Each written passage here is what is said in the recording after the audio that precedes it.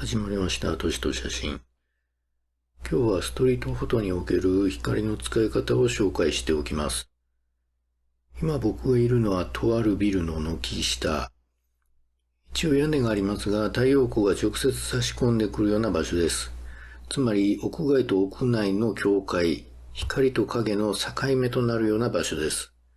モノクロでかっこいい写真を撮るならこういうところがいいです。このようなシチュエーションで僕はまず太陽の方向を確認します。そして人をどう配置するかを考えていきます。今、太陽光は前方のやや左から入ってきています。このまま撮ると逆光ということになります。初心者はなんとなく逆光で人がシルエットになれば良くなりそうとこのままの角度で撮ってしまいがち。でもこの角度だと背景が整理できていません。例えば、このタイミングで人を入れたとします。はい。でもよく見るとこの辺の街路樹が人と被ってしまっています。この辺の車もちょっと気になりますね。何より、この明るくて広い空、これが致命的にダメです。この画面で最も明るく鑑賞者の視点を持っていくのはこの広い空です。空を見せる写真なら問題ないですが、今の場合はそうではないのでとても問題です。つまりこの角度で撮るのはよろしくないということになります。じゃあどう撮るかといった時に試したいのがこの角度。はい、ビルの壁の正面に回ってみました。こうすることで背景は壁になります。前の角度だと木や車や空でごちゃごちゃしてました。でもこうするとかなりシンプルな背景になります。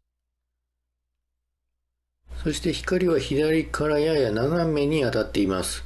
サイド光と言っていいくらいの角度です。地面には三角形のシャープなラインも見えます。構図に幾何学的な要素も加わりました。もう全然違うことがお分かりでしょうか。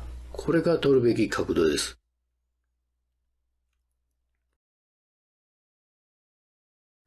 先ほどの角度で人を入れたショットがこうなります。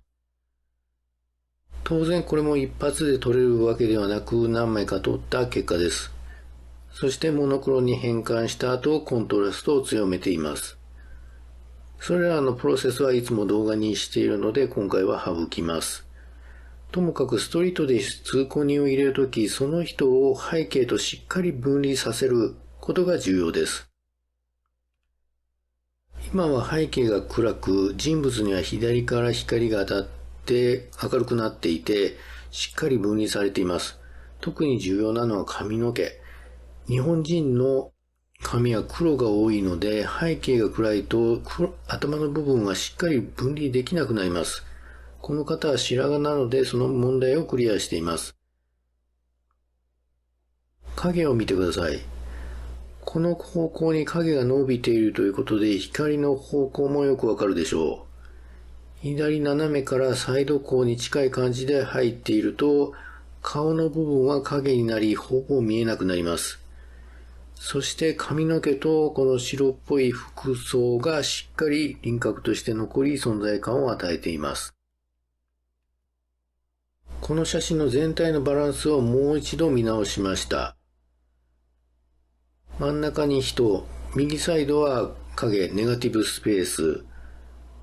そしてここの鋭角になっている部分はこれは絶対に入れたいです。ここが切れてしまうとジオメトリーという観点で大きな欠点を作ってしまいます。一方、左サイドと上部はもう少し詰められるかもしれません。これぐらいまでトリミングしてみました。地面にできた光の三角形と壁の四角形がいい感じにまとまっています。人の位置も日の丸から3分割になりました。ただ右の黒のスペースがちょっと広くなりすぎたかも。トリミング前のものとどちらがいいか悩みましたが、結局トリミングしたバージョンを選択しました。最後にハイライトを少し強調しておきます。編集には Photoshop のブレンドモードを使います。まずオリジナル画像をコピーしてブレンドモードを覆い焼きカラーに。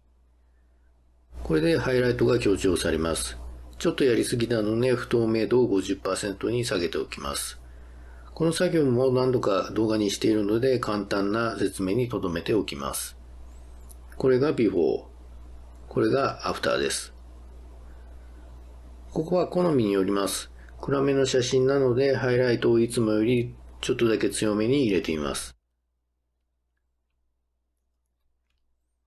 これが完成形です。なかなか良い世界が立ち上がったなと感じています。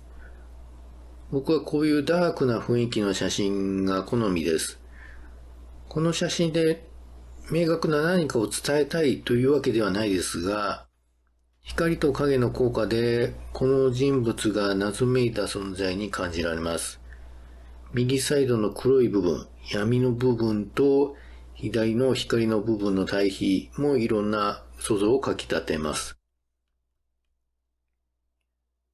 人物は光から闇へと歩いていってます。そう考えると、ここにあるコンラッドの文字も何か意味があるんだろうか、みたいな、そんな感じでこの写真を見てもらえると嬉しいです。